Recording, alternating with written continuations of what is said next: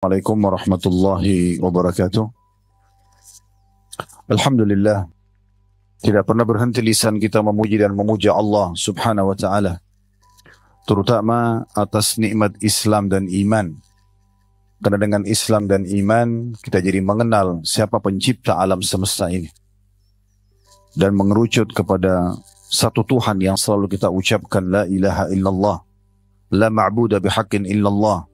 Tidak ada Tuhan, pencipta, pemilik, penguasa, semua yang di alam semesta ini kecuali Allah. Dan kita jadi tahu tujuan kita hidup.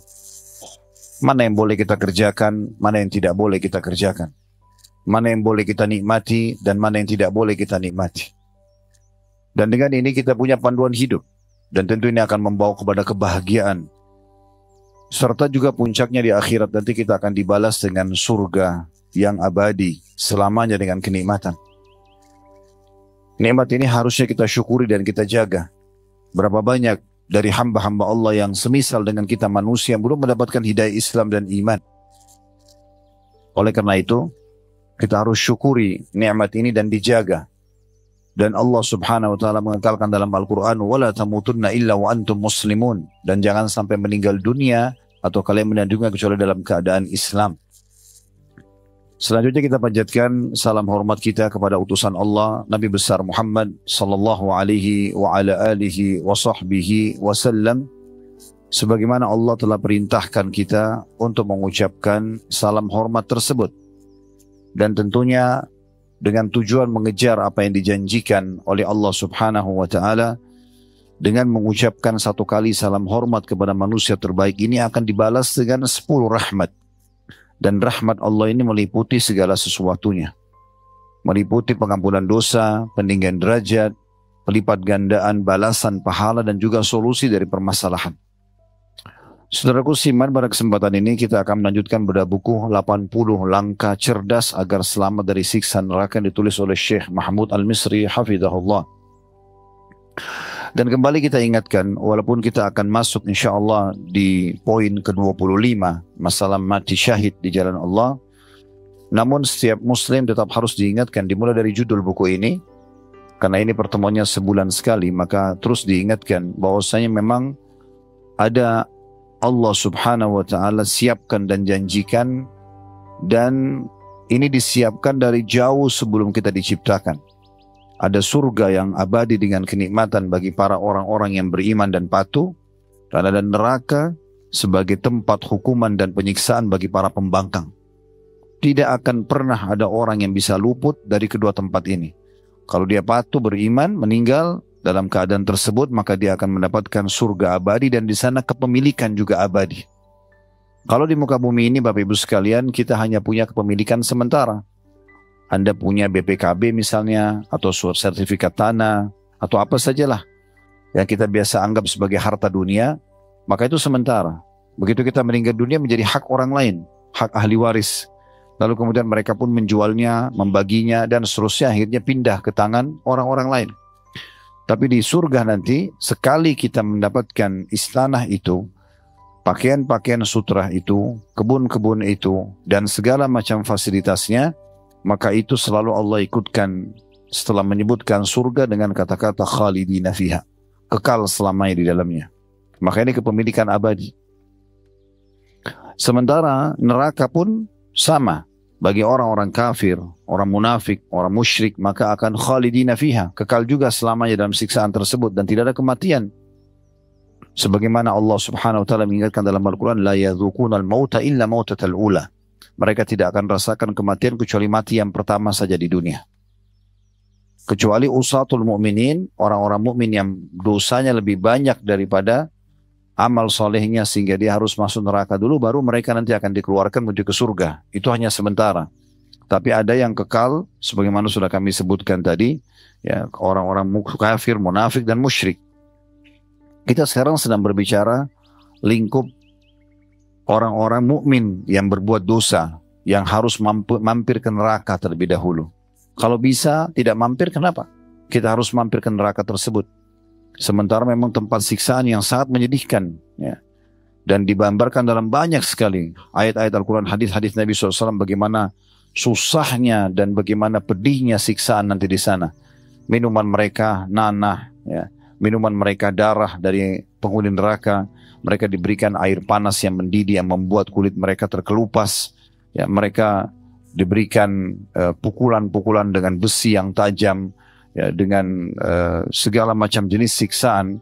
Dan ini sudah kami bedah panjang lebar. Kalau Bapak Ibu kembali ke playlist YouTube, bedah buku Rasulullah SAW cerita tentang surga neraka, sudah ada 33 bab khusus membahas tentang masalah neraka dengan segala macam jenis siksaannya, yang harusnya setiap muslim selalu peduli membacanya supaya dia hati-hati tidak terjerumus dalam neraka tersebut. Nah, di antaranya yang kita bahas pada kesempatan ini. Pada pertemuan yang lalu, teman-teman sekalian, kita sudah membahas poin ke-24, yaitu masalah jihad di jalan Allah Subhanahu wa Ta'ala. Dan bagaimana sudah kita jelaskan kalau jihad ini adalah amal ibadah yang sangat mulia. Dan jihad bukan tujuannya membuat kerusakan di muka bumi, tapi untuk justru menegakkan kebenaran dan membela kebenaran. Sekarang ini umat Islam lagi banyak diserang dan disoroti oleh orang-orang non-muslim supaya mereka meninggalkan istilah jihad. Mereka tidak mau menggunakannya karena dicap sebagai orang yang kalau bicara jihad teroris atau garis keras atau apa sajalah istilahnya. Padahal sebenarnya ini adalah salah satu bab agung dari bab-bab ibadah dalam agama kita yang tidak boleh ditinggalkan sama sekali. Sudah panjang lebar kita jelaskan dalil-dalilnya pada kesempatan yang lalu. Bahkan statement Abu Bakar sangat jelas, jangan kalian pernah tinggalkan jihad, karena kalau kalian tinggalkan maka kalian akan masuk dalam kehinaan atau kehinaan. Di sini bukan untuk kita menyebarkan kerusakan. Sudah kita sebutkan adab-adab dan tata krama jihad pada kesempatan yang lalu.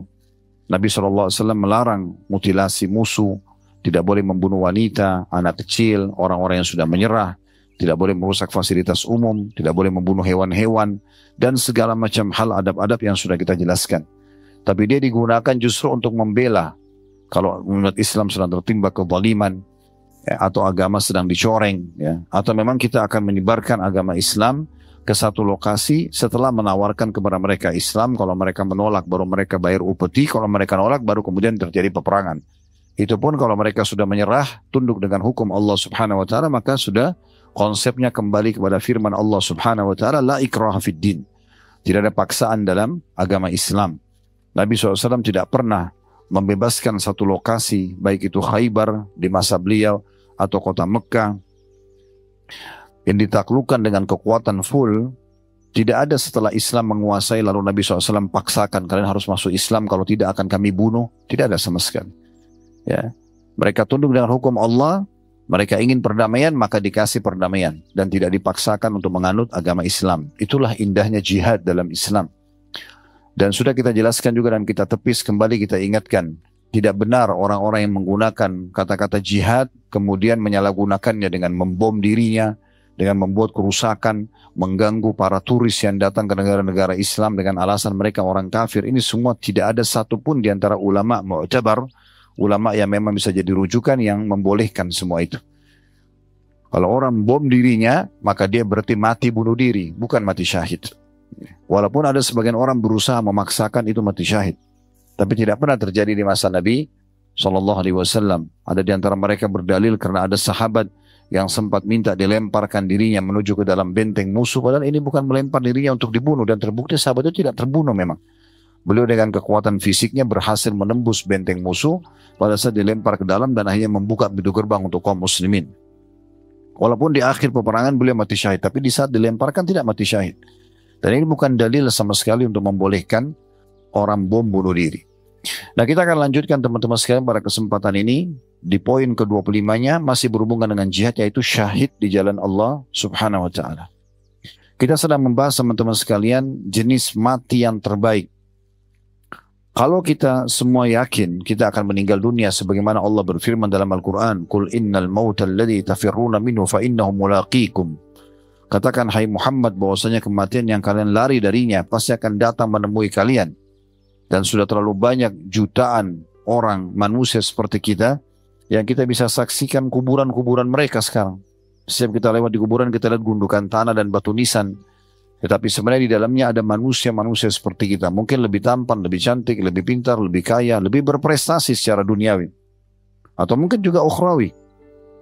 Lebih berprestasi, tapi mereka sudah meninggal dunia. Kita pun begitu. Setiap orang di antara kita sedang melangkah masing-masing menuju ke liang lahatnya. Tinggal siapa yang lebih dulu jatuh ke liang lahat tersebut.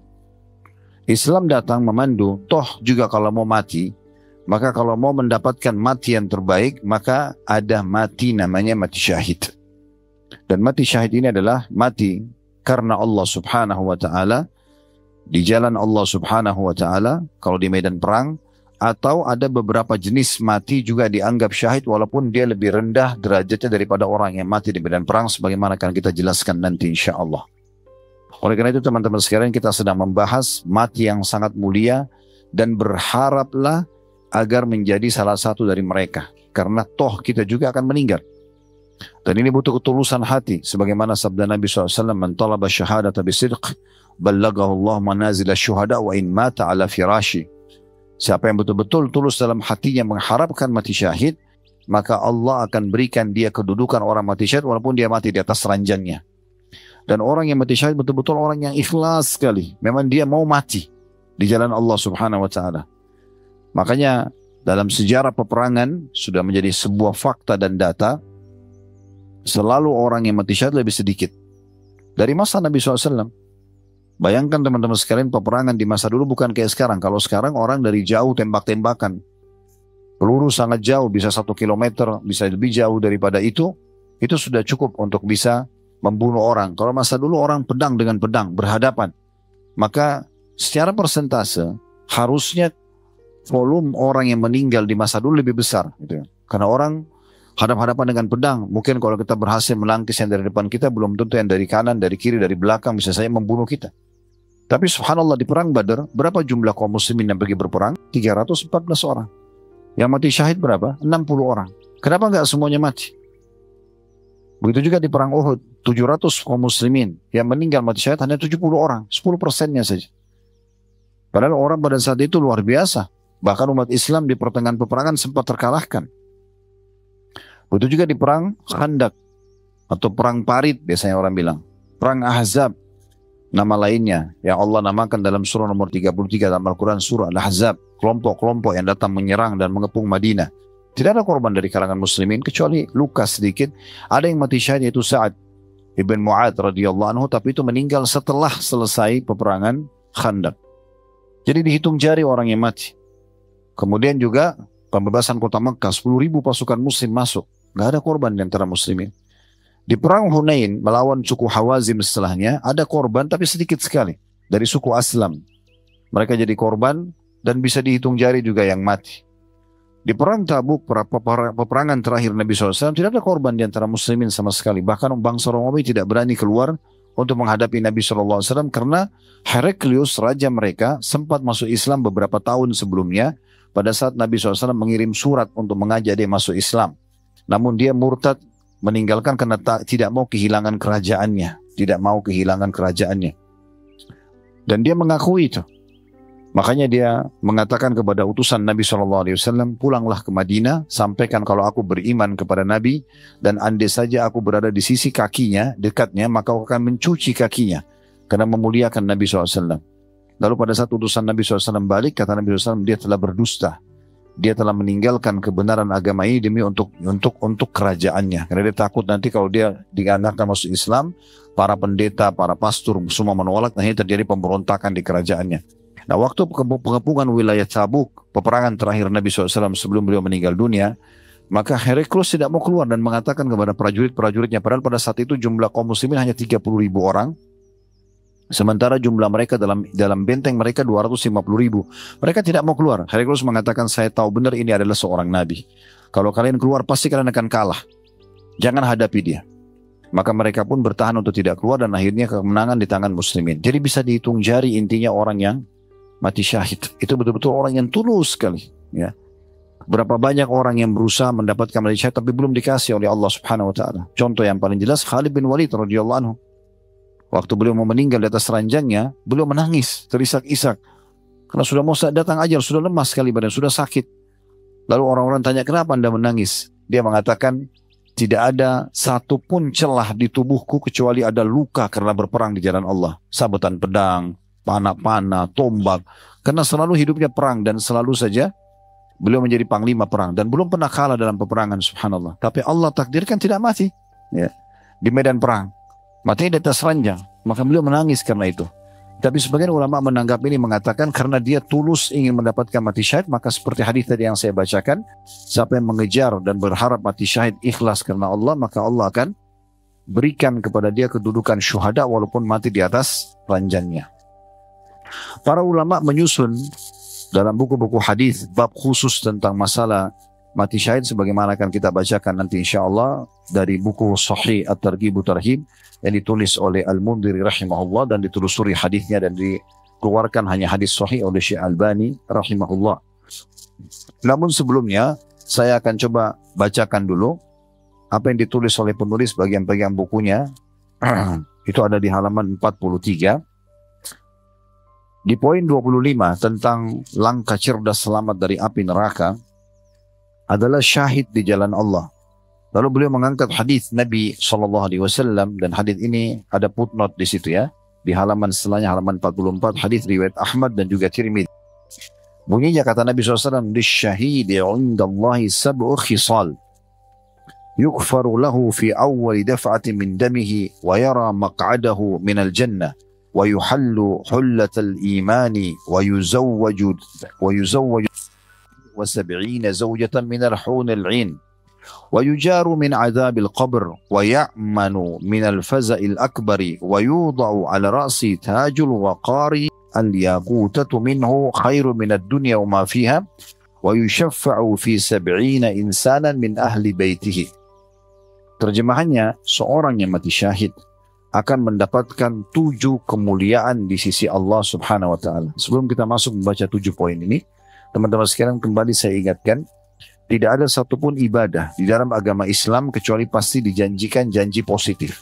Apakah itu sunnah atau wajib, ibadah sederhana atau ibadah yang berat untuk dilaksanakan, semuanya punya keutamaan.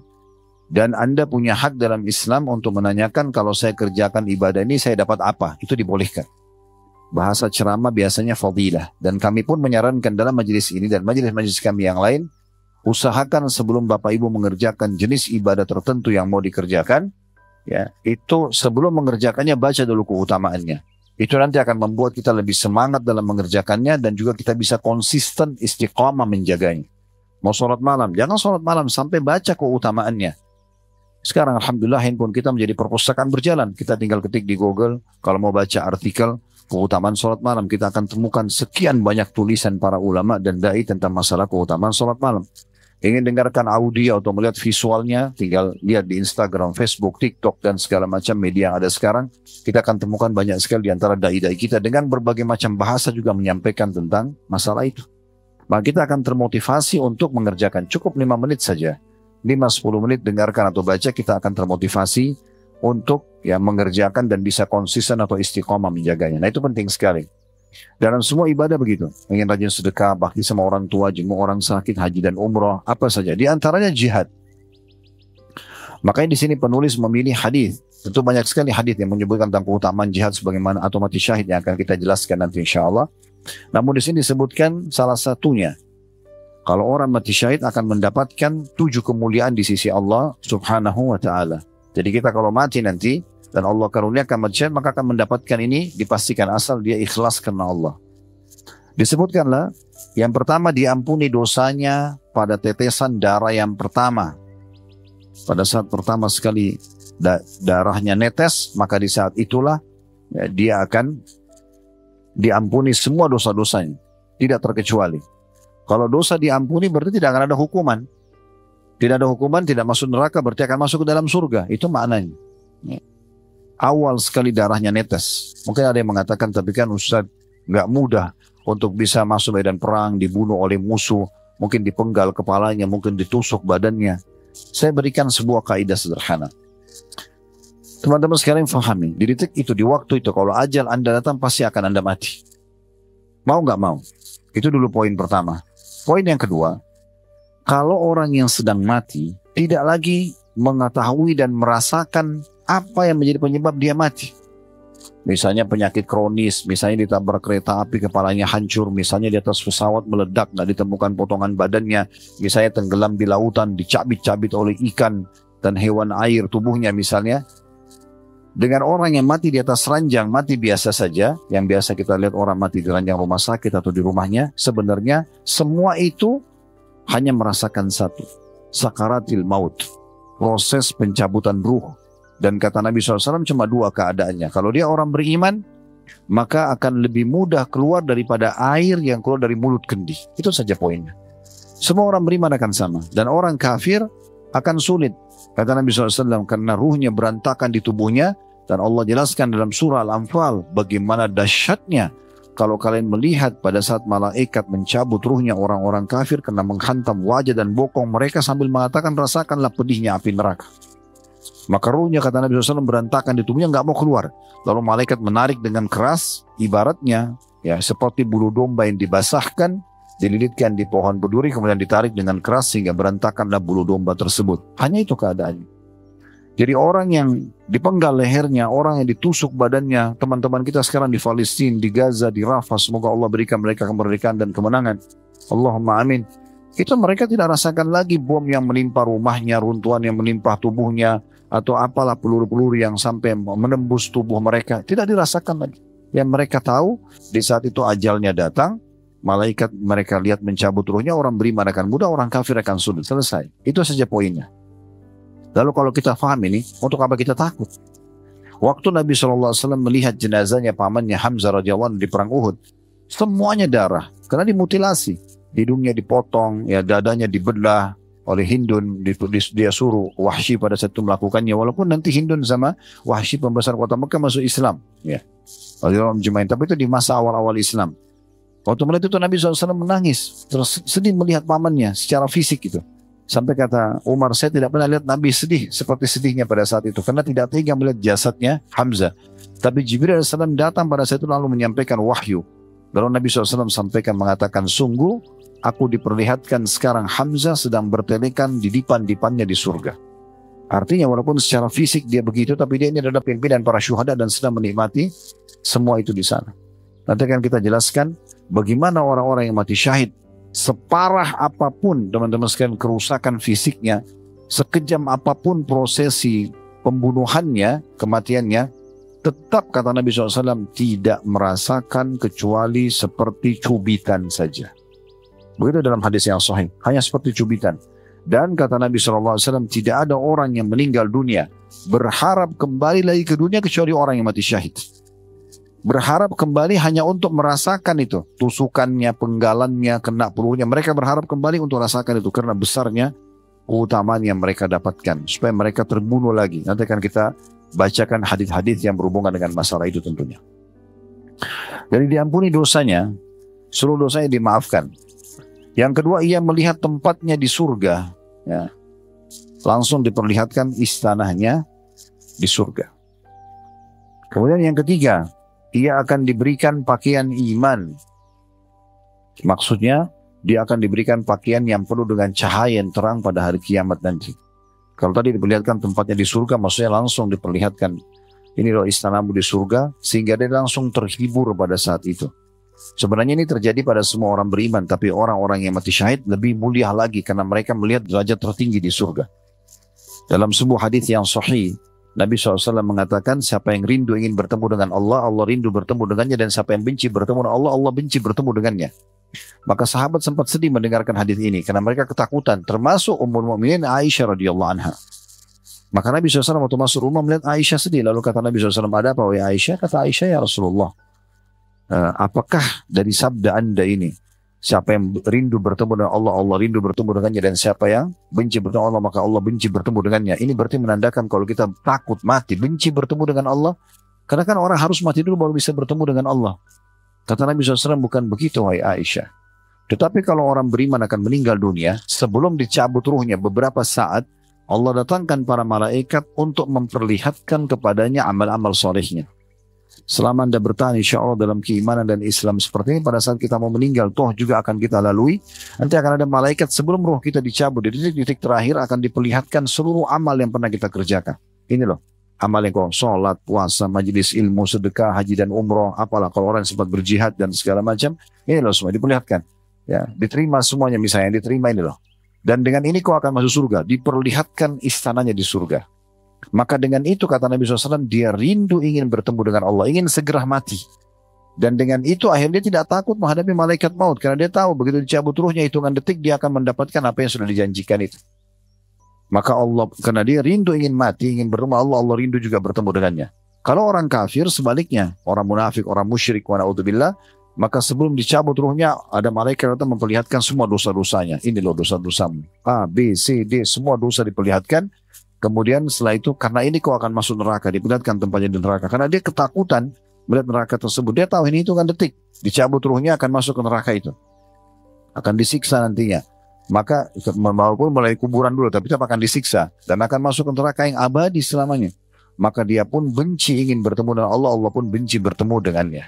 Itu seperti itu penjelasan. Jadi orang beriman pun akan melihat tempatnya di surga. Tetapi orang-orang mati syahid akan lebih gembira lagi dan lebih semangat, ya. Karena memang detik-detik pada saat darahnya lagi ngucur, dia sedang sakarat, justru itu dia butuh hiburan yang membuat dia tenang dengan pengorbanannya.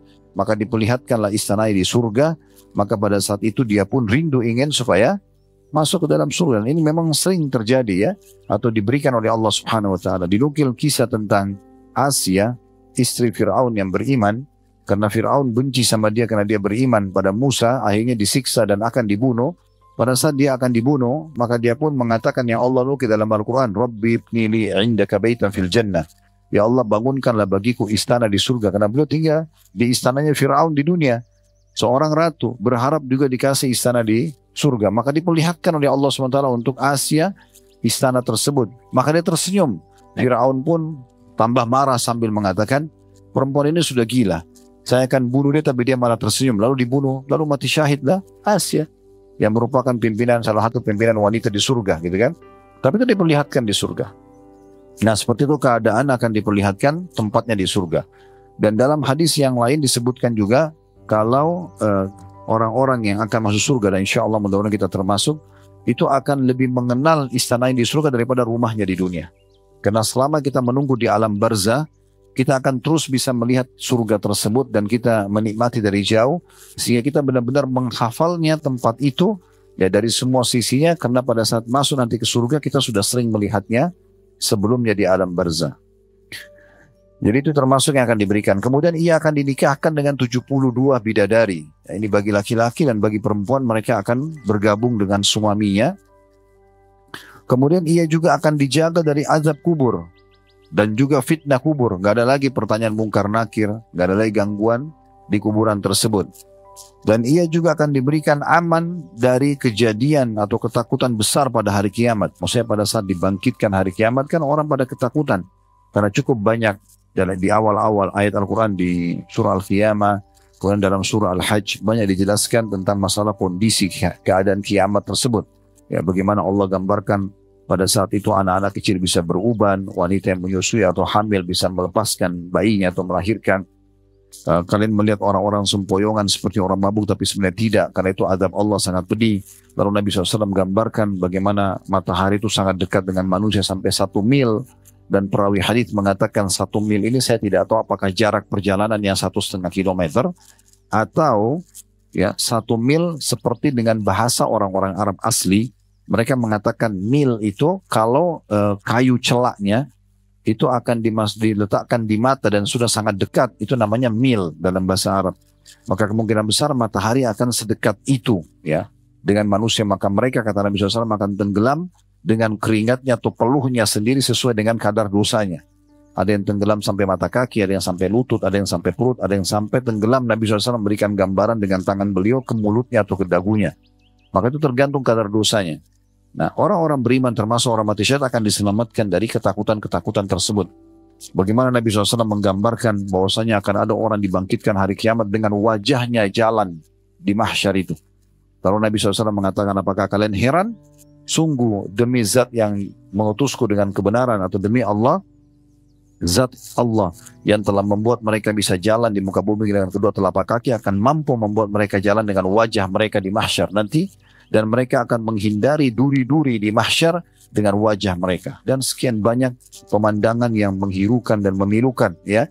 Seperti orang juga yang menolak bayar zakat akan dililit di mahsyar sebelum masuk ke neraka dengan hartanya sendiri yang berbentuk ular botak, ya, karena kerasnya bisahnya yang melilit tubuhnya sambil matok-matok kepalanya mengatakan, akulah harta simpananmu, akulah harta simpananmu. Terus dan sekian banyak pemandangan.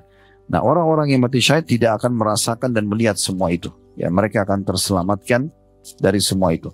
Selanjutnya dipasangkan di kepalanya mahkota kehormatan yang satu butir mutiaranya lebih baik daripada dunia dan seluruh isinya. Jadi maksudnya akan diberikan mahkota di kepalanya, yang mahkota ini nanti akan ada banyak perhiasan atau mutiara-mutiara yang memang dia akan lebih baik, satunya lebih baik daripada dunia dan seluruh isinya, dan penuh dengan mutiara atau yakut yang sangat indah. Yang terakhir, dia akan mendapatkan atau bisa memberikan 70 orang keluarganya selamat dari api neraka, atau memberikan syafaat untuk 70 keluarganya. Selama keluarganya itu adalah, atau orang yang dia kenal adalah orang-orang muslim, bukan orang kafir, maka boleh dia tunjuk untuk masuk ke dalam surga. Ya, ini berarti keutamaan yang luar biasa. Jadi bukan hanya sekedar menyelamatkan dirinya dan mendapatkan kemuliaan, tapi juga bisa menyelamatkan orang lain. Maka dalam beberapa riwayat disebutkan pernah Abdullah bin Mas'ud lagi sakit keras, begitu juga dengan Sa'ad pada saat sakit keras, ya, dan beberapa sahabat-sahabat Nabi yang lain. Nabi SAW sempat menjenguk, lalu kemudian menyebutkan beberapa petuah beliau dan nasihat beliau. Namun pada saat itu beberapa, atau disebutkan dalam riwayat bahwasanya istri atau keluarga daripada sahabat-sahabat ini mengatakan, ya Rasulullah, kami berharap dia mati di medan perang agar kami termasuk bisa mendapatkan syafaatnya. Jadi mereka sangat mengetahui tentang keutamaan hal tersebut. Jadi baik sang suami ataupun istri, dua-duanya berharap, ya, mati syahid di jalan Allah Subhanahu wa taala. Kemudian penulis mengatakan, kemudian Nabi SAW menjelaskan bahwa mati syahid tidak terlepas pada orang yang tidak terbatas pada orang yang mati di medan perang saja. Sekalipun ini adalah jenis mati syahid yang paling utama. Nanti akan kita jelaskan masalah itu, ya. Tapi yang jelas teman-teman sekalian, mati syahid cukup banyak jenisnya, akan kita bahas nanti di penghujung bahasan kita. Namun saya ingin menyebutkan dulu tentang keutamaan mati syahid, terutama mati di medan perang. Dan nanti juga akan kita jelaskan perbedaannya seperti apa sih antara orang yang mati syahid di medan perang dengan orang yang mati syahid lainnya. Karena ada orang yang mati kebakaran, kena runtuhan, orang mati tenggelam, perempuan yang mati melahirkan, orang yang membela kehormatannya atau hartanya atau keluarganya. Itu semua dianggap orang-orang yang mati kena wabah. Itu semua kena mati syahid. Ya, di itu mati syahid, tapi pahalanya tidak sama dengan orang yang mati di medan perang. Ya. Baik, saya akan bacakan dulu hadis tentang masalah keutamaan mati syahid dari buku Sahih Targhib Tarhib. Ada bab khusus dalam kitab jihad, bab ke-14, anjuran mati syahid. Ini kata Al-Mudri rahimahullah, anjuran mati syahid. Artinya ini ditekankan agar setiap muslim berharap mengejar keutamaan ini dan keutamaan para syuhada. Hadis pertamanya dengan sanad sahih dari Anas radhiyallahu anhu, bahwasanya Nabi SAW bersabda, ma ahadun yadkhulul jannata yuhibbu an yarji ila dunya wa inna lahu ma 'ala al-ardi min syai' illa asy-syahid fa innahu yatamanna an yarji ila dunya fayuqtala 10 marrat lima yara min al-karamati wa fi riwayah lima yara min fadli syahada. Tidak ada seorang pun yang masuk surga kemudian ia ingin kembali ke dunia lagi. Tidak ada lagi penghuni surga yang masuk ke surga masih berharap kembali ke dunia. Sudah cukup masuk surga saja. Kecuali dikatakan dan memiliki segala sesuatu yang ada di muka bumi. Tidak ada seorang pun yang masuk surga kemudian ia ingin kembali ke dunia dan memiliki segala sesuatu yang ada di muka bumi. Maksudnya kembali lagi ke dunia lalu menjadi orang yang paling kaya, orang yang paling sukses, jadi raja. Kalau orang sudah masuk surga tidak berharap lagi kembali ke dunia. Walaupun dikasih kau kembali ke dunia, ya, tapi jadi raja, jadi presiden, jadi orang terkaya, dia sudah nggak mau lagi. Kata Nabi SAW, kecuali orang yang mati syahid. Ini saja ahli surga yang ingin kembali ke dunia. Apakah untuk mendapatkan jabatan-jabatan, kedudukan dan harta? Jawabannya tidak. Ya, sesungguhnya ia berangan-angan kembali ke dunia agar dibunuh di jalan Allah 10 kali. Jadi orang yang mati syahid itu berharap kemudian bukan untuk makan, minum, dapat jabatan, tidak. Supaya merasakan lagi tusukan pedang itu, penggalan lehernya, kena bomnya, itu yang dia kejar. Bahkan kata Nabi SAW 10 kali. Karena kemuliaan yang dilihatnya dari balasan yang diberikan kepada orang yang mati syahid. Hadis ini diriwayatkan Bukhari, Muslim dan juga Tirmidzi.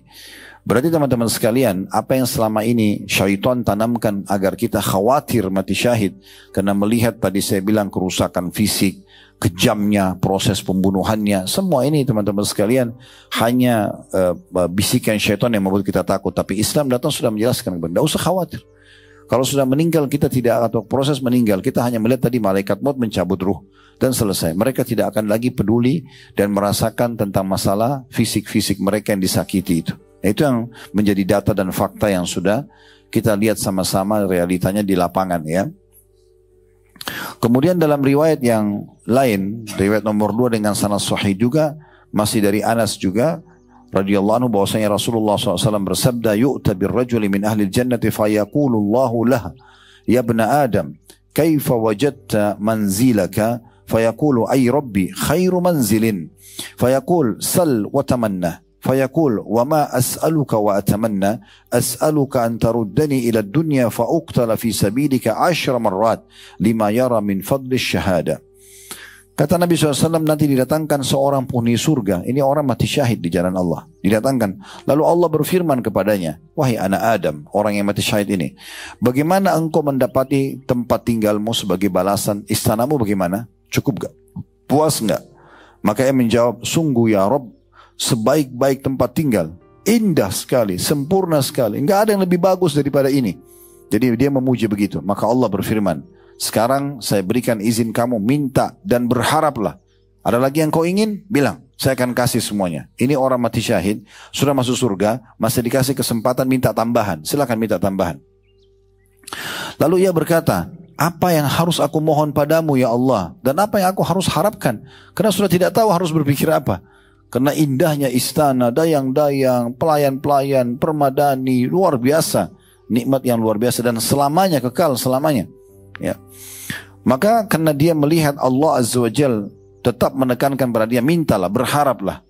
Supaya saya kasih lagi kamu tambahan. Maka kata Nabi SAW, dia mengatakan, aku hanya mohon kepadamu kalau begitu ya Allah, untuk dikembalikan ke dunia. Untuk apa? Untuk makan lagi, untuk bekerja lagi, untuk nikah lagi, atau apalah gitu ya. Maka dia katakan, agar aku dibunuh di jalanmu 10 kali karena besarnya keutamaan mati syahid. Ya, jadi beliau berharap, orang ini mati syahid berharap kembali ke dunia agar dibunuh lagi, diberikan seperti yang didapatkan orang mati syahid, lalu begitu terus terulang 10 kali. Jadi tidak lagi mereka pikirkan tentang masalah prosesinya. Jadi prosesi kematian itu teman-teman hanya untuk bahan ceritanya orang saja. Orang ini mati karena sakit kronis, jantung, kanker, tabrakan, meledak di pesawat. Cerita orang. Intinya sebenarnya mati. Di saat itu, tempat itu harus mati. Mau nggak mau? Karena ajal sudah datang. Allah mengatakan, فَإِذَا جَاءَ أَجَلُهُمْ لَا يَسْتَأْخِرُونَ سَاعَةً وَلَا يَسْتَقْدِمُونَ. Kalau ajal mereka datang tidak akan dimajukan atau diterlambatkan sesaat pun. Jadi mau nggak mau kita akan mati di waktu dan tempat itu. Bagaimanapun kondisinya. Maka beruntunglah orang yang ditutup dengan mati syahid. Dan Nabi SAW sendiri menyebutkan dalam hadis Bukhari Muslim, ini hadis ketiga dalam bab ini, dari hadis Abu Hurairah radhiyallahu anhu, bahwasanya Rasulullah SAW bersabda, beliau mengucapkan untuk memastikan dan menekankan pentingnya orang mati syahid dan bagaimana memang betul-betul mereka berharap setelah mati hidup lagi untuk terbunuh lagi. Karena mereka lihat bagaimana besarnya balasan hanya dengan tusukan musuh, kena satu peluru, kena satu bom, ternyata dapatnya seperti ini, kenapa nggak mati aja gitu. Kata Nabi SAW, walladhi nafsu Muhammadin biyadi lawadittu an agzuwa fi sabilillah fa uqtal thumma agzuwa fa uqtal thumma agzuwa fa uqtal. Demi zat yang jiwa Muhammad yang ada di tangannya, beliau bersumpah atas nama Allah untuk diri beliau sendiri. Beliau mengatakan, sungguh aku benar-benar ingin berperang di jalan Allah, lalu aku terbunuh. Kemudian berperang lagi, lalu terbunuh. Kemudian berperang lagi dan terbunuh. Terus saja begitu. Nabi SAW sebutkan sampai 3 kali. Artinya begini loh, benar-benar orang mati syahid itu sangat mulia. Jangan sia-siakan. Aku aja berharap bisa terbunuh di jalan Allah Subhanahu wa ta'ala. Dan ada pendapat Ibnu Qayyim rahimahullah, tapi ini pendapat beliau pribadi. Beliau mengatakan Allah Subhanahu wa ta'ala menggabungkan pada diri Nabi SAW pada saat meninggal dengan banyak kemuliaan. Meninggal sebagai dalam keadaan iman, meninggal sebagai seorang nabi, dan meninggal mati syahid. Karena salah satu penyebab beliau meninggal itu racun yang diberikan oleh orang Yahudi pada saat perang Khaybar. Pada saat perang Khaybar. Maka kemungkinan sebab kematian beliau adalah karena juga salah satunya selain ajal datang sebabnya karena dibunuh oleh orang-orang Yahudi tersebut dengan racun yang mereka kasih di kambing atau di domba yang dihidangkan pada saat pembebasan Khaybar itu sendiri. Kemudian juga dalam riwayat yang lain kata Abu Qatadah radhiyallahu anhu, ini riwayat juga yang sahih dinukil dalam bab yang sama, anna Rasulullah sallallahu alaihi wasallam qama fihim fadzakara anna al-jihad fi sabilillah wal iman billah afdalul amal. فقام رجل فقال يا رسول الله أرأيت إن قتلت في سبيل الله تكفر عني خطاياي فقال رسول الله صلى الله عليه وسلم نعم إن قتلت في سبيل الله وأنت صابر محتسب مقبل غير مدبر ثم قال رسول الله صلى الله عليه وسلم كيف قلت قال أرأيت إن قتلت في سبيل الله أتكفر عني خطاياي فقال رسول الله صلى الله عليه وسلم نعم إن قتلت وأنت صابر محتسب مقبل غير مدبر إلا الدين فإن جبرائيل فقال لي ذلك. Kata Abu Qatadah radhiyallahu anhu bahwasanya Rasulullah SAW pernah berdiri di tengah-tengah para sahabat. Lalu beliau menyebutkan tentang keutamaan jihad dan keutamaan iman di jalan Allah yang merupakan amal yang paling afdal. Beriman kepada Allah lalu berjihad di jalan Allah. Lalu seseorang berdiri atau seorang laki-laki berdiri mengatakan, ya Rasulullah, bagaimana kalau aku terbunuh dalam medan perang di jalan Allah? Apakah dosa-dosaku semua akan dihapuskan? Kata Nabi SAW, iya. Tapi jika kamu dibunuh di jalan Allah sedangkan kamu sabar, ya tidak berkeluh kesah dan juga mengharapkan pahala, dan kamu terus maju menyerang musuh tanpa mundur sedikit pun. Lalu Rasulullah SAW bersabda lagi kepada orang itu, bagaimana tadi yang kamu tanyakan? Coba ulangi lagi. Orang itu mengatakan yang kedua kalinya, bagaimana menurut anda kalau aku dibunuh di jalan Allah? Apakah dosa-dosaku akan dihapuskan? Kata Nabi SAW, iya. Jika kamu dibunuh sedangkan kamu sabar dan berharap pahala, maju dan tidak akan pernah mundur, kecuali hutang. Karena sungguhnya Jibril baru saja menyampaikan kepadaku hal tersebut. Hadis ini diriwayatkan oleh Imam Muslim. Riwayat ini dikuatkan juga dengan hadis yang lain dari hadis Abdullah bin Amr bin As radhiyallahu anhu bahwasanya Rasulullah SAW bersabda, "Yukfaru lisyahidi kullu dzambin illa ad-dain." Diampuni dosa-dosa orang yang mati syahid semuanya kecuali utangnya. Baik, kita coba gali lebih dalam tentang masalah hadis ini tentunya. Hadis ini teman-teman sekalian memberikan kepada kita gambaran setelah iman kepada Allah, amal yang paling afdal adalah jihad. Ya, jihad ini sangat afdal, mulia sekali, terutama bagi kaum laki-laki tentunya ya. Apakah boleh perempuan ikut berperang? Boleh saja. Di saat Allah Subhanahu wa taala mudahkan mereka bisa ikut, karena Nabi SAW setiap kali pergi berperang dari semua perang beliau mengizinkan 20 sampai 20 sekian para wanita yang ikut. Tapi mereka memang berfungsi mengobati orang-orang yang luka, membuat masakan. Kadang-kadang mereka ikut berperang.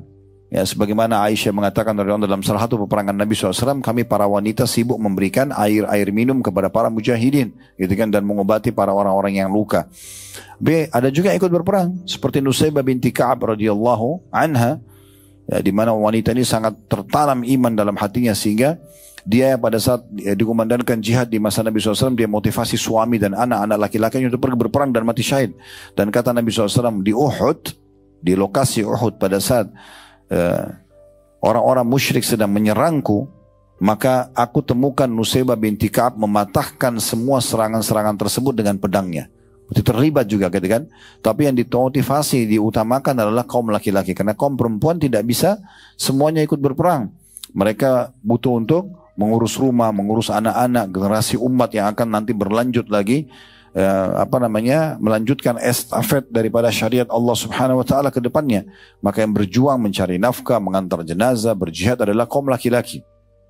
Dan Nabi SAW mengatakan dalam bab haji dan umrah, pada saat Aisyah mengatakan, ya Rasulullah, apakah atau kami melihat jihad adalah amal yang mulia sekali, besar sekali keutamaannya. Dari sekian banyak penyampaian anda, luar biasa keutamaannya. Apakah kami para wanita boleh berjihad? Kata Nabi SAW, kalian berjihad ya, yang tidak ada peperangan dalamnya, yaitu haji dan umrah. Jadi kalau pergi haji dan umrah itu seperti pahala jihad bagi para wanita. Jadi sini lebih fokus kepada laki-laki sebenarnya, tapi perempuan masih dibolehkan kalaupun dia ikut berperang ya, tapi diprioritaskan laki-laki. Kemudian pelajaran yang lain yang bisa diambil dari hadis ini adalah bagaimana jihad kalau mengikuti syaratnya dan dia terbunuh mati syahid. Di sini kata Nabi SAW, sabiran muhtasiba. Sabirun muhtasib artinya dia sabar dan mengharapkan pahalanya. Sabar dan mengharapkan pahalanya. Apa itu sabar? Artinya dia betul-betul menikmati prosesnya.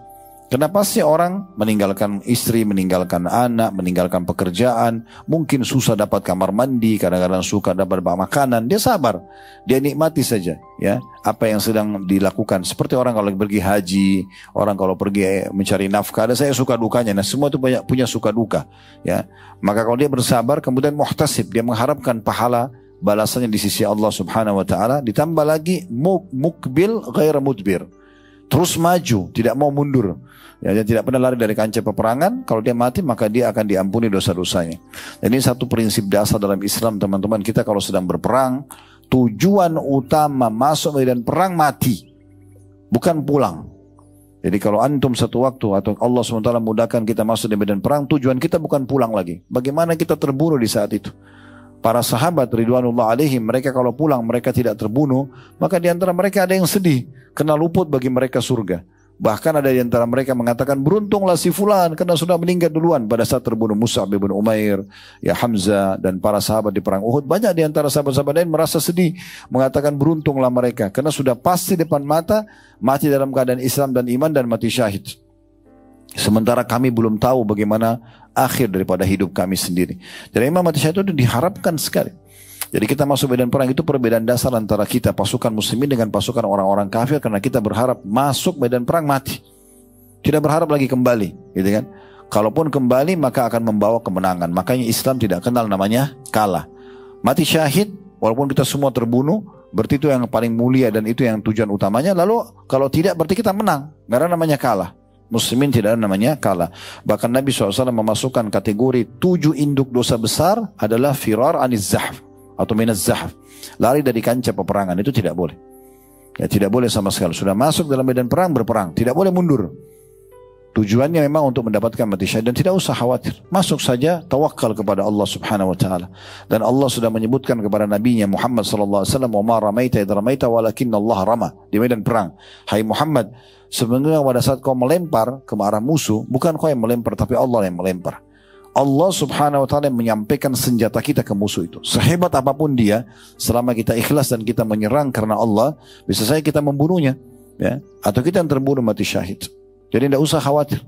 Nabi SAW pun dikatakan oleh Allah SWT pada saat beliau menggenggam pasir dan melempar ke musuh, dan akhirnya masuk ke mata-mata musuh yang membuat mereka tidak bisa melihat, itu Allah Subhanahu Wa Taala menyampaikannya. Jadi nggak usah khawatir, oh ini pasukannya semuanya ahli bela diri. Enggak, kita juga belajar keterampilan, tapi semampunya. Selebihnya kita bertawakal kepada Allah Subhanahu Wa Taala. Allah akan berikan kemenangan kepada kaum muslimin. Umar bin Khattab radhiyallahu anhu pada saat mengutus pasukan, beliau mengatakan, ingat, secara jumlah fisik musuh kalian dan secara senjata dan persiapan itu musuh kalian lebih hebat daripada kalian. Namun mereka kufur kepada Allah dan maksiat kepada Allah. Maka Allah buat mereka kalah.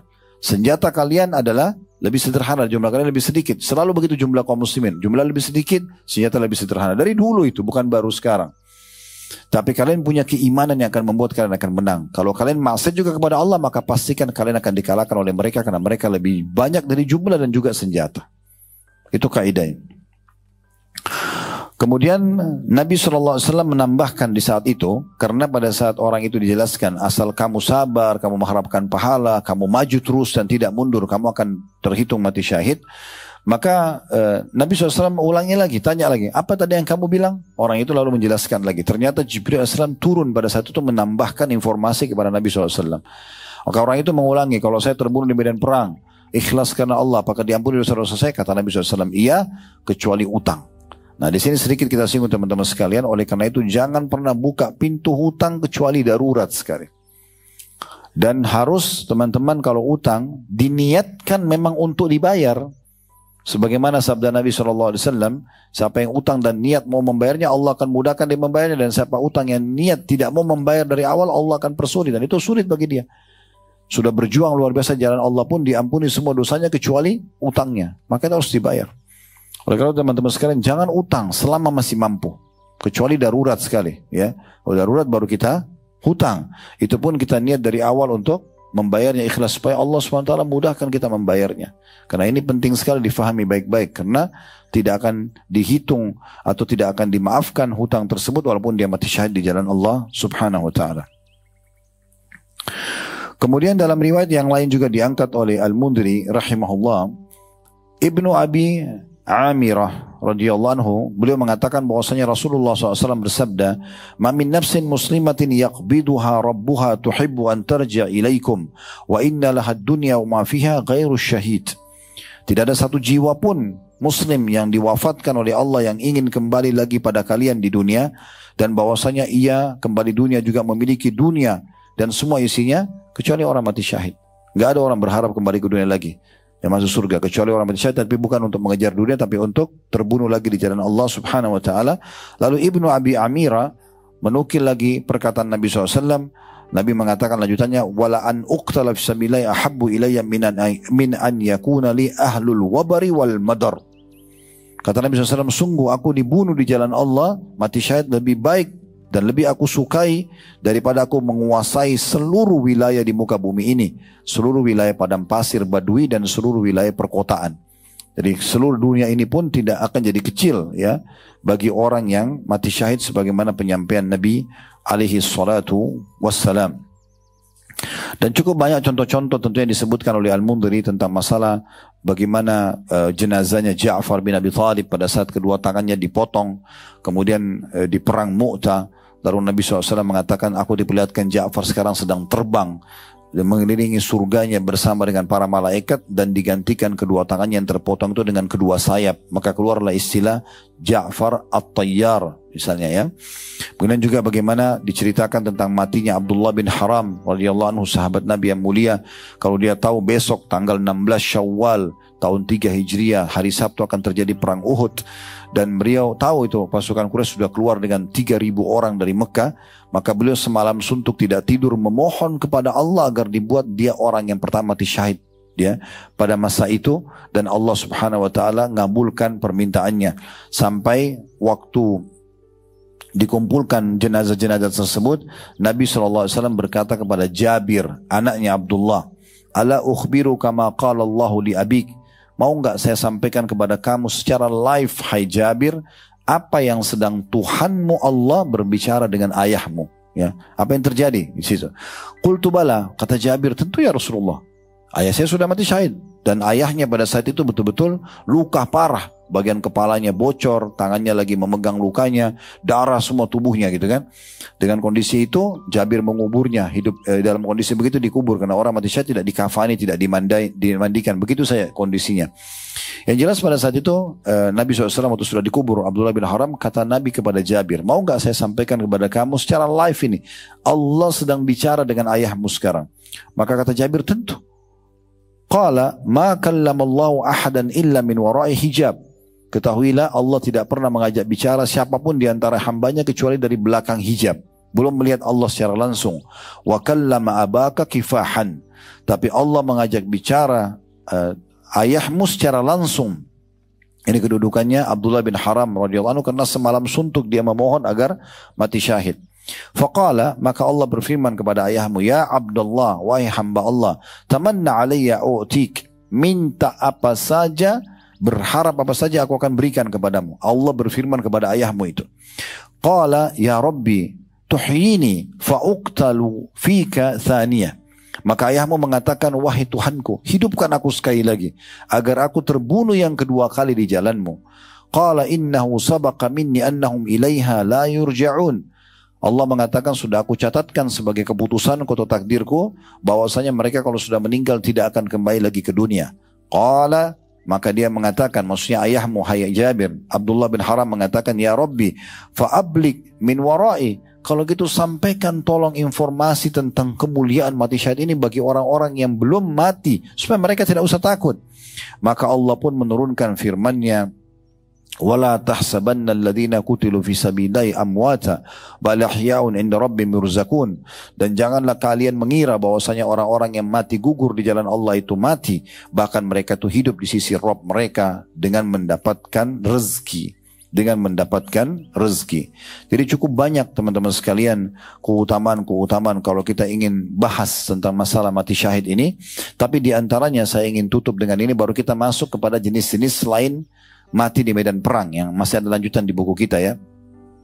Yaitu bagaimana kejadian yang mulia terjadi di tahun 53 Hijriah. Perang Uhud itu terjadi di tahun 3 Hijriah, tanggal 16 Syawal tahun 3 Hijriah hari Sabtu. 1 tahun sebelumnya kurang lebih, tanggal 15 Ramadan tahun 2 Hijriah terjadi perang Badr. 1 tahun 1 hari, 16 Syawal tahun depannya terjadi perang Uhud. Nah waktu perang Uhud terbunuhlah 70 orang syuhada lalu dikuburlah mereka. Nabi SAW menyuruh para syuhada dikubur dalam satu liang lahat, ditumpuk mereka. Para syuhada tersebut, dan Nabi SAW menyuruh orang yang paling banyak hafalan Qur'annya untuk paling bawah, kemudian baru di atasnya dan seterusnya, dikubur satu kubur. Itu keluarlah fatwa tentang bolehnya menguburkan dalam satu liang lahat beberapa jenazah muslim gitu ya. Intinya teman-teman sekalian, waktu sudah dikubur, Abdullah bin Haram tadi yang kita baru ceritakan, ayahnya Jabir radhiyallahu anhu yang Allah ajak bicara tanpa hijab, ini satu kemuliaan yang luar biasa gitu. Dikubur dengan besannya dia, bernama Amr bin Jamuh. Amr bin Jamuh ini juga orang yang pincang. Di perang Badr dia nggak sempat ikut perang karena anak-anaknya mengatakan, ya Rasulullah, ayah kami pincang, tolong jangan izinkan berperang. Maka Nabi SAW tahan Amr bin Jamuh radhiyallahu anhu. Tapi di perang Uhud dia datang lagi. Dia mengatakan, Rasulullah saya mau berperang. Anak-anaknya datang mengatakan, wahai Rasulullah jangan izinkan ayah kami. Maka Amr bin Jamuh mengatakan, ya Rasulullah, apakah pincang kakiku menghalangiku masuk ke dalam surga? Izinkan aku berperang. Maka diizinkan, akhirnya terbunuh mati syahid dan dikubur bersama dengan besannya Abdullah bin Haram atau ayahnya Jabir radhiyallahu anhu. Di tahun 3 Hijriah, tahun 53 Hijriah, ya, di masa kerajaannya Muawiyah radhiyallahu anhu, ditemukan sumber mata air di sekitar lokasi syuhada Uhud. Lokasi situ ditemukan sumber mata, dan ini mata air dibutuhkan oleh penduduk Madinah.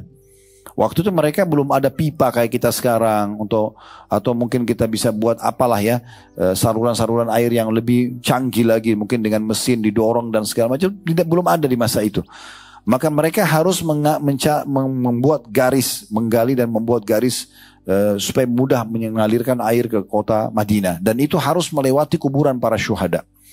Terjadilah diskusi di antara para sahabat kira-kira seperti apa. Maka kesimpulannya mereka sepakat boleh kuburan syuhada dibongkar, dipindahkan. Ya, jadi lokasi sekarang syuhada Uhud, kalau Bapak Ibu lagi pasti ke lokasi perang Uhud, itu bukan di situ awalnya dikuburkan, tapi sudah dipindahkan. Yang jelas dipindahkanlah. Kata Jabir, pada saat saya menggali kuburan ayah saya menemukan ayah saya Abdullah bin Haram tadi yang kita baru ceritakan kisahnya ini, itu dikatakan masih sama bajunya setelah 50 tahun. Bajunya masih sama. Baju jubah warna putih, garis-garis hitam. Dan tangannya masih memegang luka di kepalanya yang bocor kepalanya itu. Pada saat tangannya saya pindahkan, ngucurin darah. Kemudian dia kembali lagi pegang kepalanya. Itu masih dalam kondisi mati. Gitu kan. Itu kata Abdullah, kata Jabir menceritakan tentang ayahnya Abdullah. Ini semua buku sejarah Islam menjelaskan riwayat ini. Begitu juga ada yang menukil ya riwayat tentang Hamzah radhiyallahu anhu, sempat jempolnya kena cangkul orang yang mau menggali kembali kuburan baru, dan itu masih mengeluarkan darah. Itu terjelas fakta gitu ya, bahwasanya syuhada tidak hancur jasadnya dimakan oleh tanah. Selain para nabi-nabi juga para syuhada. Jadi mereka memang sangat mulia. Sekarang tidak asing, di masa kita sekarang lebih gampang lagi kita melihatnya ya, fakta-fakta seperti ini, karena di masa sekarang kita kamera segala macam ada ya. Kalau kita searching di Google tentang orang-orang mati syahid, oh ada yang mati senyum, ada yang mati. Ini baru beberapa waktu lalu saya sempat minta sama tim siapkan, ditemukan ada orang yang mati syahid di Palestina, di Gaza, wajahnya bercahaya waktu ditemukan, kuburan yang dibuka, keluar kayak cahaya terang, kayak ada lampunya gitu ya.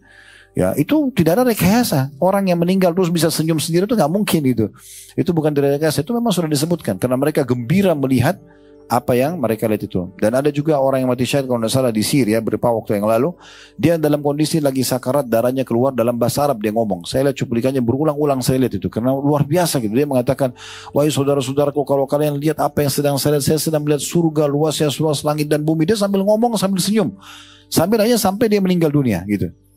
Orang di sekitarnya mendengarkan tuh, sampai dia senyum, wahai saudaraku, kalau kalian lihat apa yang saya lihat. Dia terus motivasi gitu untuk dia ceritakan sampai dia keluar ruhnya. Itu semua fakta-fakta yang disebutkan dan data-data yang ada gitu. Itu kita bisa lihat searching setiap saat. Teman-teman sekalian. Jadi memang mereka punya kemuliaan di dunia juga dengan tidak dihancurkan jasadnya oleh tanah tersebut, ya. Dan sekian banyak tentunya keutamaan-keutamaan. Kalau kita ingin bahas maka tidak akan cukup sejam, 2 jam, bahkan sehari membahas, karena hadis yang diangkat oleh Al-Mundhiri rahimahullah khusus mati syahid saja dari halaman 207 sampai 230 sekian, ya. Ini puluhan lembar berhubungan dengan masalah. Nanti Bapak Ibu bisa kembali ke buku Sahih At-Targhib Tarhib insyaallah di kitab jihad di bab mati syahid, itu cukup panjang lebar. Baik, saya akan lanjutkan apa yang ditulis oleh penulis di sini. Ditambahkan, beliau mengatakan bahwasanya orang yang mati syahid di jalan Allah bukan hanya karena berperang di jalan Allah saja, tetapi akan bisa mendapatkan jenis mati syahid yang lainnya, tetapi tetap mati di medan perang lebih utama. Di antara hadis yang diangkat oleh beliau, hadis riwayat Imam Ahmad dan dihasankan oleh Syekh Albani, bagian pegang bukunya di halaman 45, ya. Yaitu sabda Nabi SAW, al-qatlu fi sabilillahi syahadah, wat-ta'unu syahadah, wal-gharaku syahadah, wal-batnu syahadah, wal-harqu syahadah, was-sullu wan-nufasa'u yajurruha waladuha bisururihi ilal jannah. Terbunuh di jalan Allah subhanahu wa ta'ala adalah syahid. Mati karena kena wabah taun adalah syahid. Wabah taun, wabah yang masyhur di masa Nabi SAW dan terkenal, ya. Sebagian terjemahan saya lihat ada disebutkan wabah pes, tapi saya tidak tahu apa itu. Tapi yang jelas dalam bahasa Arab taun. Sebagian fatwa ulama menyebutkan bahwasanya kemarin waktu ada corona juga dianggap seperti taun, ya. Makanya ada fatwa ulama mengatakan orang yang mati karena corona kemarin dianggap mati syahid. Jadi orang yang mati karena wabah, ya, taun adalah syahid. Mati tenggelam adalah syahid. Jadi orang tenggelam di lautan itu juga mati syahid, pesawat yang jatuh segala macam. Kalau dia muslim, kita berharap dia mendapatkan keutamaan itu. Kemudian mati karena sakit perut, semua jenis penyakit perut adalah syahid, ya. Kemudian mati karena terbakar adalah syahid, ya. Dan mati karena penyakit TBC adalah syahid. Juga wanita yang meninggal di masa nifasnya, anaknya akan menyeretnya dengan ari-arinya menuju ke surga.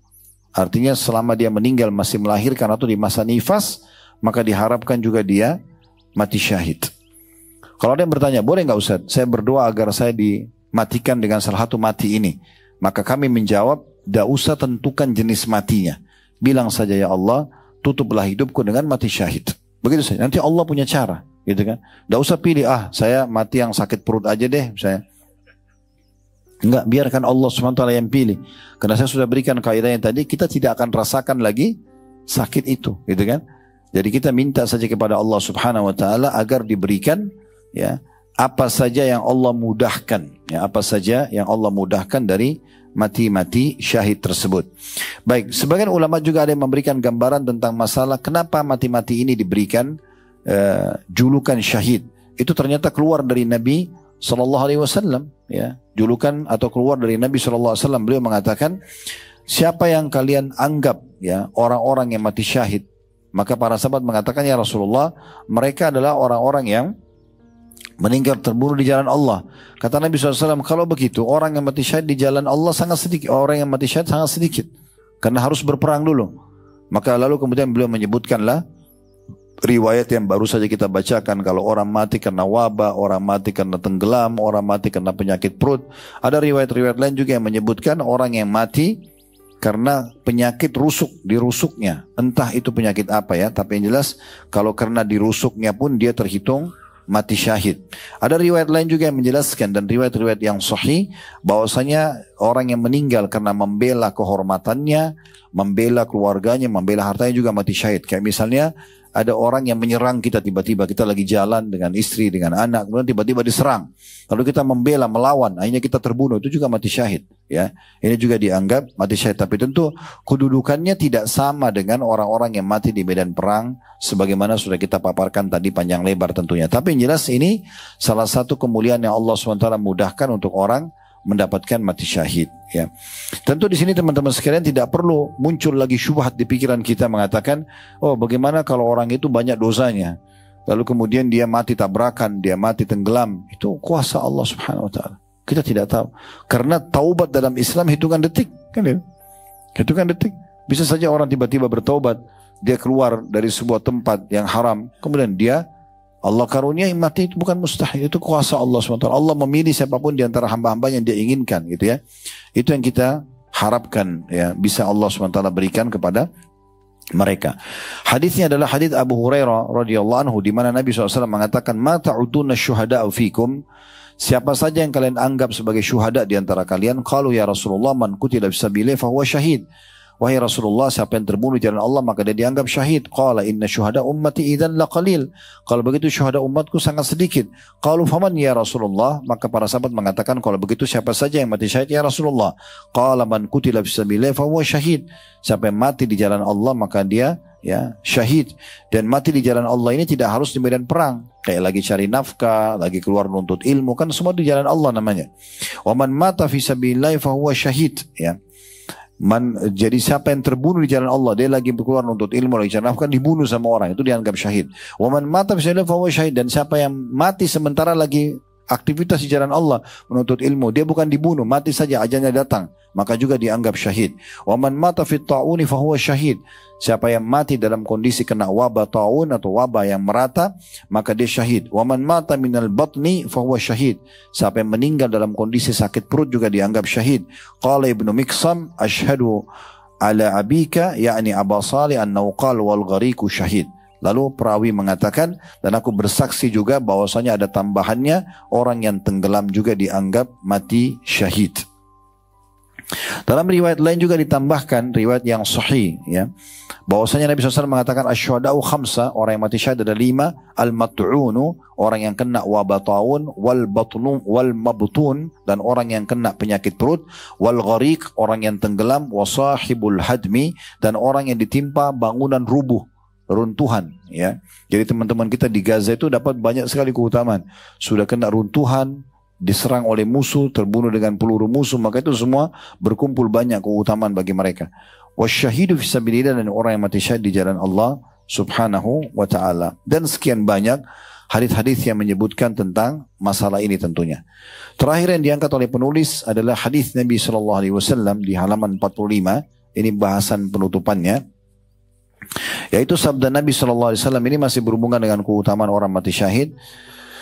Kata beliau, kemudian Nabi SAW memberitahukan keadaan mereka sesudah kematian para syuhada itu. Beliau bersabda, inna arwaha syuhada'i fi tayrin khudrin ta'aluqu min thamaril jannah. Sesungguhnya arwah para syuhada berada dalam perut burung hijau yang memakan buah-buahan dari surga. Hadis ini diriwayatkan oleh Tirmidzi. Dalam riwayat lain, ruh-ruh para syuhada berada di punuknya atau di pelatuknya burung yang berwarna hijau. Bagaimana Allahu alam, kita tidak tahu. Tapi itu akan terbang mengelilingi surga, kemudian akan kembali ke sarang-sarangnya yang bergelantungan di bawah arsy-Nya Allah subhanahu wa ta'ala. Jadi mereka dimuliakan oleh Allah subhanahu wa ta'ala. Sebagaimana sudah kita jelaskan, Ja'far pun radhiyallahu anhu, sepupu Nabi SAW yang merupakan kakak Ali bin Abi Thalib, lebih tua 10 tahun dari Ali, itu mati syahid di perang Mu'tah. Nabi SAW bilang, saya diperlihatkan Ja'far sedang terbang bersama para malaikat mengelilingi surga, dan kedua tangannya yang terpotong diganti sayap oleh Allah subhanahu wa ta'ala. Jadi memang mereka menikmati surga, tapi memang belum bisa masuk ke dalam surga, karena itu nanti akan terjadi di hari kiamat. Allahu a'lam. Ini bahasanya insyaAllah. Kalau ada yang punya pertanyaan silakan nanti diajukan. Kedepannya kita akan bahas dan lanjutkan poin ke-26, masalah berbakti kepada orang tua dan juga silaturahim, yang merupakan masuk dalam 80 langkah cerdas agar selamat dari siksa neraka. Allahu a'lam. Kalau benar dari Allah, kalau salah dari saya mohon dimaafkan. Subhanakallah.